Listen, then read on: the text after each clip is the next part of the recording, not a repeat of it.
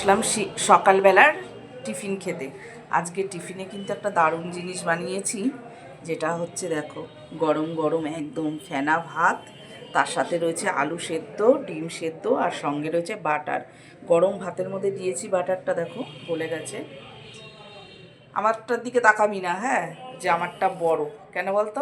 তোরটা অনেকক্ষণ আগে দিয়েছি বলে গলে গেছে, আমারটা এইমাত্র দিয়েছি বলে এখনও ঠিকঠাক আছে। তো এই যে বসে পড়েছে ফেনা ভাত খেতে। তোর কি ভালো লাগে ফেনা ভাত? তো মেয়েরা আমার বেড়ে নিয়েছে এখানে, আর আজকে সবাই খাবো। ওর বাবাকেও দিয়ে দিয়েছি, সে নিচে নিয়ে চলে গেছে। সুন্দর করে মেখে চামচ দিয়ে দিয়ে দিয়েছি, ব্যাস নিচেই খেয়ে নেবে। আর আমরা এখানে বসে পড়লাম খেতে। চলো তাহলে, গরম গরম ফেনা ভাত একদম মিস করা যাবে না, ঝটপট খেতে হবে। চামচ দেবো না এমনিই খেয়ে নিবি? চামচ দেবো?